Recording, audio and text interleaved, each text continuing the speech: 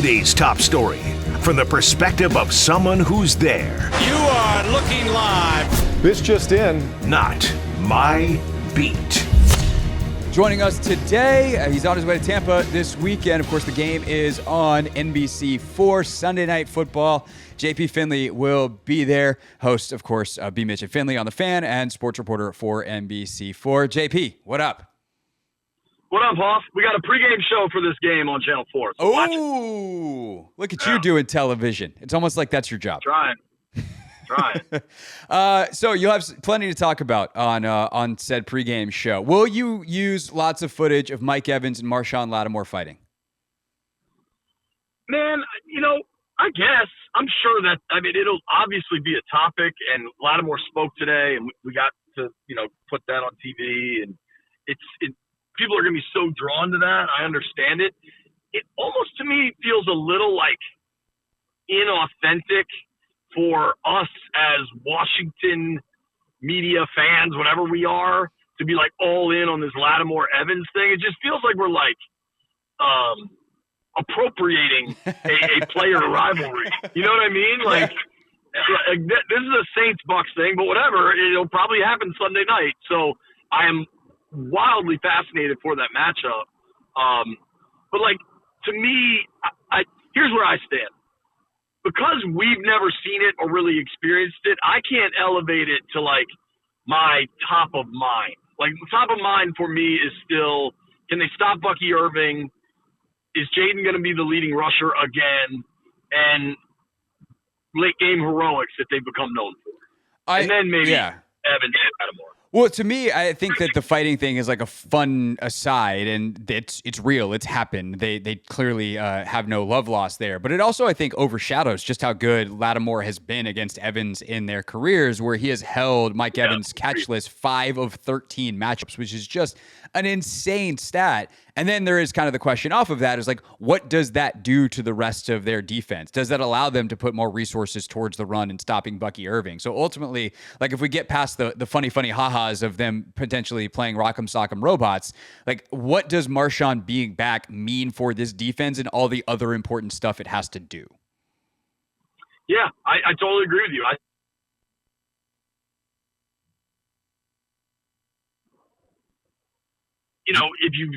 I think Stammerstill's playing at a pretty high level, and I think you get Quan Martin back this week. He's been playing well. Like all of a sudden, dude, you have less bad players on the field to oversimplify.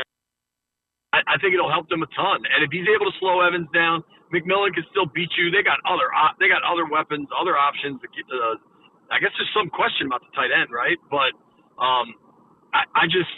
it's a huge step, and I think you nailed it that we maybe get a little caught up in him and Evans might fist fight versus like he's just going to try to lock him down, and that has a huge advantage for the defense.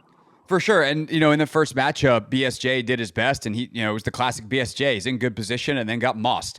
And on third downs and on for the 2 touchdowns, like that was kind of the story. And so if you have a guy who is not going to be overwhelmed by Mike Evans' play strength in key situations, third down, red zone, that's obviously quite important. What do you think the key is? And as you're talking to people in the building this week, what do they think the key is to stopping Bucky Irving in that Tampa rushing attack?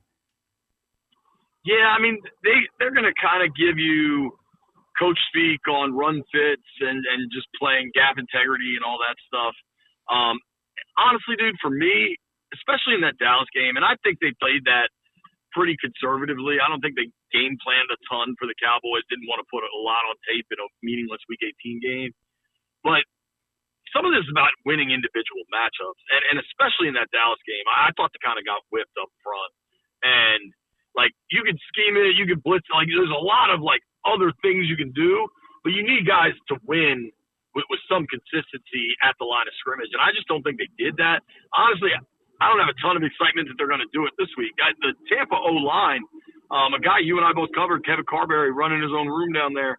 Like that Tampa O-line is good, man. And Worse is one of the best tackles in football, maybe the best tackle. Like they are good, they are young, they are nasty. I'm very concerned about the lines of scrimmage on both sides of the ball because I don't know if you've watched any, but that dude Cansey is a problem, and they didn't face him week one. And you add him to Vea, and they're just such different players. When we were down there for week one, I had heard about Canty, and then he was kind of a late surprise inactive, and then he went on to miss a couple games, I think. But I am they're going to get Biotish back, which is a great step, or we think so anyway. But I'm concerned about both lines of scrimmage. I think that is a very valid concern, especially based off recent weeks. JP Finlay with us on the Hoffman Show for Not My Beat today. Of course, you can check him and B. Mitch out on Monday for their reaction to whatever happens in Tampa, 10 a.m. to 2 on 106.7 The Fan, and everything JP is doing around the game on NBC4 pregame, and then he and Mitch on the postgame on the Monumental Sports app for the Beltway Football Show. So on the offensive side of it, well, first of all, on Kancey, he is super quick, but Logan thinks that you can run at him. So I think that's something interesting to watch because he's not the biggest guy as opposed to Vea, who, like, if you run at him, it's like running into a mountain, and like that, you shouldn't run into mountains. It's no good. It's the, like, what is it? The Wile E. Coyote tunnels, except for there's no tunnel there. It's just, you're just going to run into the side of it and smash right to the ground. I got asked this question multiple times this week in interviews, though, of like, what if Jayden Daniels is the leading rusher? And my response was kind of like, what if Jayden Daniels is the leading rusher? This dude can rush for 80, 90 yards a game. And in the playoffs, teams tend to rush their quarterbacks more. So I guess, like, if they lean into that, is that an issue for you at all? Is that a formula you think can be successful? Or do they need to beat these better teams like Tampa and like anybody else they'll face the rest of the season? Because we're in it now. Do they need to get that running back game, or that running back running game going? Dude, I almost expect him to. I kind of want them to pull out the second half of the Eagles game playbook, where they were just kind of getting worked and just leaned into it and almost went air raid. And I think the way Bowles blitzes is going to be so frequently. I mean, we saw it week one, and clearly at that point, Jayden was kind of getting used to the speed of the NFL, and he was taking off without keeping his eyes downfield.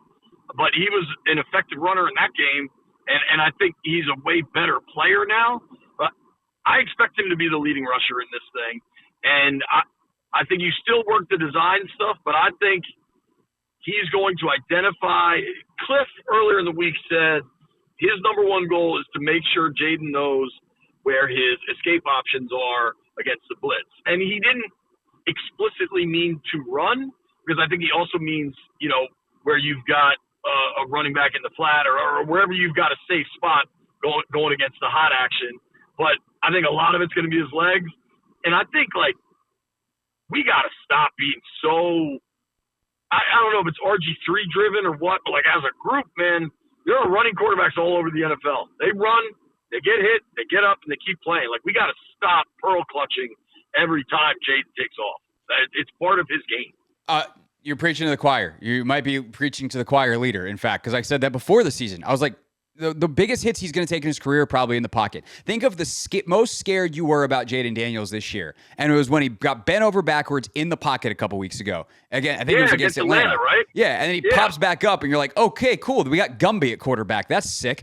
But, like, that's the scariest hit he's taken all year. And then the other scariest ones, quote unquote, were week one against Tampa, because apparently he didn't get his helmet fit right in the preseason, and his helmet hasn't popped off since. So that's good as well. But I totally agree with you, and we see it every year in the playoffs, and we'll see it this weekend. Josh Allen is going to run more this weekend by design than he has anytime since the playoffs last year. And Lamar Jackson will probably run more design this weekend than any time since the playoffs last year. And Mahomes will scramble more next weekend than any other time. And these guys get out in space and they know how to not get hit. And I've never heard Coach talk about like tackle evasion as much as Dan Quinn has, but like there's a real skill and art to that, and they teach it. And I kind of trust him to be fine with it. And if not, they probably don't have a chance to win anyway. Dude, totally. You need if you look at like who has what matchups, like what position groups have an advantage in this game, there's not a lot of spots. I think the Commanders' offense against, like the Commanders' passing attack versus Tampa's secondary, I like Washington. I know Winfield might play, and that does make an impact, but I still like Washington. But like Tampa's probably got the more balanced, better roster overall. But Washington has Jayden. and you got to let Jayden do his, like, the entire arsenal that kid can deploy. He's got to do it. It's the playoffs. Like, he had to do it. I mean, honestly, like, they won their last 4 coming in, right? Last 5 coming in. Last 5, right. After the bye, like, he was the reason they won games. Philly and Atlanta, the 2 big ones they won, it was Jayden. And so to think that it's okay for him to do that in week 16 and 17 to get into the playoffs, and then you dial that back in the playoffs, it's asinine.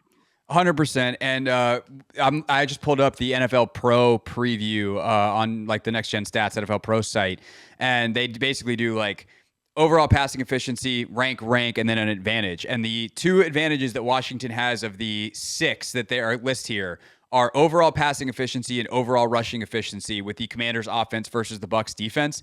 And they are the 3rd most efficient rushing team in the league is Washington. That's because Jayden Daniels' scrambles are so efficient that it takes every other thing that they've done in the run game up by 1,000,000. And so that's obviously going to be a huge deal this week, even if you don't want him scrambling quite as much as he did the first time around, just because you'd hope that he's got some easier outlets and understands where to go with the football. Speaking of, as JP Finley's with us here on the Hoffman Show, it feels... Can I add something to that, though? Yeah, absolutely. You're good. You're really good at this kind of stuff. I would love to see those... I'm guessing that rushing efficiency statistic is based on the year stats. Yes. And for a lot of the year, they were running the hell out of the football. So Jayden was efficient, but so was the offense. I fear what those numbers look like post-bye, like the last month. Totally. Completely ineffective at running the ball. Totally. And if there was a way for me to sort them, I would do that real quick, but I don't have that technology. Like Fortier probably does. He's got a fancy Washington Post subscription to True Media, but JP, you know who I work for. We're a radio company. I do. We're just doing the best we can. If this makes you feel better, I have no idea how to use Excel. I have never created a spreadsheet in my life. You've never created a spreadsheet for anything? Not once. I make lists, documents. JP, I'm going to tell you something that I did this week, and you're going to be like, you are the biggest dork that I have ever met in my life. I made... because I was trying to figure out how good the Commanders were with Daron Payne lined up on the edge. So I had already charted, like when I watched the tape to prep for Take Command and then ultimately this show, I write down like kind of what personnel groupings on both sides of the ball, what happened on the play, and then I write down like the yardage of the play. So I already had all that stuff charted, and I have a way of charting like when Payne is on the edge. I have a special name. I just put like a plus sign next to whatever, like nickel plus or base plus. So I went back through. I put that in a spreadsheet, but I'm very bad at spreadsheet formulas. But I know that ChatGPT is good at spreadsheet formulas. So I made a spreadsheet, asked ChatGPT for the code so I could just put in the numbers, and then it would do the averages for me based off if it was run or pass. And then I also did the total. And I did that earlier this week because I'm a dork. You completely lost me with most of that. But my guess is you had Linnell in your ear telling you how bad Payne and Allen are all week, so you wanted to actually put some numbers behind it. No, because he texts me anti-Payne and Allen smut, and I'm like, what do you want me to do with this? He sent me one thing that Payne and Allen didn't qualify for, and I'm not trying to defend like those guys have had the best year, but one thing that I think is so stupid is all of a sudden people are acting like the defense is underperforming because Allen came back. They've been underperforming for 6 weeks, regardless. But he sent me this thing that Payne and Allen didn't qualify for, and it very clearly said like minimum 400 snaps or something. And I was like, dude, Allen probably didn't even qualify for that with the amount of time he missed. Anyway. Yeah, no, numbers, statistics. I tried to explain to Linnell. He had some good argument he was making against Russell the other day. And I was like, here's how I walk by the studio and I see that you have the Next Gen Stats passing charts up. I know you know how to look at that and be like, oh, that dot is above the 20-plus yard line. And, like, that's how you would do it. Just, like, go look it up. Do the research. And he's like, oh. I was like, yeah, that's... Anyway, we don't need to talk about Linnell's takes. Linnell talks about Linnell's takes enough. The point is that the Commanders need to find some rushing efficiency and some passing efficiency. Getting 17 the ball is a good way to be efficient on the passing side of things. I think one of the big differences in the offense now versus week 1 is Cliff, Jayden, and Dan understand what they have in Terry. By the way, today named second team All-Pro. Congrats to him, Luvu, Wagner, and who am I forgetting that also got named second team All-Pro today? Luvu, Wagner, Eckler. Terry, and Eckler. Yeah, as the kick returner. So congrats to all those guys. But they understand in a way that I don't think they did the first 2 weeks of the season, like how good Terry is, and that the definition of open for Terry is a lot bigger than it is for most guys, that he is the best contested catch guy statistically in the league this year. How do you think they try to make sure that he gets the ball this week? Like, is that something they emphasize early? Are they patient? Like, what's kind of the vibe around getting Terry involved, considering how uninvolved he was week 1 against these guys? Yeah, I mean, he kind of talked about that yesterday. I guess we talked to Terry, and just about how, early in this season, it wasn't that great for him. And then if you look at how things finished, the best, at least touchdown-wise, best year of his career, right? And I think, and he's making second team All-Pro. Like, he's getting this national recognition and the contested catches, like you mentioned. So I think it's a much more concerted effort with Terry. But I don't know that, some teams, I feel like KOC, if whatever game flow is and Jefferson doesn't have a touch towards the end of the first quarter, they're just going to run like a bubble for him or something just to get the ball in his hands. I don't know that Cliff does that for Terry. We probably have evidence that says he won't, but I think honestly with the way their corners play and the way the blitz is, Jayden will just identify Terry as his outlet pre-snap and he'll get involved early anyway. I think that's a really good point. It's funny because Cliff does that sometimes. He actually, I think last week they got Terry a bubble or a smoke screen, and Terry's actually not that, for as great as he is after the catch, is not a great screen runner, and so it goes for 2 yards, and then you move on, and you're like, well, I guess he got the touch, so that's nice. Right. But there's plenty. And ironically, Diami's by far their best screen receiver. Yeah, God, the week that he was out, their offense was so lifeless. And it's part because he's also stepping in for Noah. And while Noah's stats weren't amazing, he was the third leading catcher and he was top 5 in the NFL in PIs. So he moved the chains in a different way. But yeah, getting Diami some of those, getting Eckler back involved. I'm really fascinated about their blitz plan this week because Bowles is just cranking it up in a major, major way. Is there any other thing matchup wise, whether it's, we kind of talked about Commanders passing game via Terry, Commanders run game. We've talked about trying to stop them on the other side. I guess we haven't really talked about Baker. When you look at Baker, last thing here with JP Finlay, what's the most dangerous part of Baker Mayfield to you? He's been great as a scrambler. He's been great in the pocket. Dude threw for 40 plus touchdowns. What scares you the most about Baker this week? Dude, not to perhaps sound too, I don't know, sappy, but it's just his competitiveness. He can match Jayden in the ability to never give up on a play, on a snap, on a game. And I think the Bucs have that mindset, much like the Commanders do, that, hey, our guy's going to have us in this thing no matter what. And that's a dangerous feeling for a football team. From a straight football perspective, is his ability to just turn, chicken feathers into chicken salad. You could have a busted play that he'll wiggle out of, roll left, and make a 30-yard gain. I do think as Baker's being celebrated deservedly, at the same time, man, he'll turn it over. He tied for the league lead in picks. I think the way Quinn and Witt preach ball is life takeaways, and then you get Lattimore back, and Mikey's got a ball hawk nose. Quad can come up with the football. Luvu has had a ball in his hands 3 straight games. He's come down with one of them, but maybe it's 3 out of 4 games. I don't know specifically, but if Luvu, I think to win on the road in the playoffs, I think you got to win the turnover battle. Washington was super tight with turnovers for a long time. Obviously, that changed with the Philly game.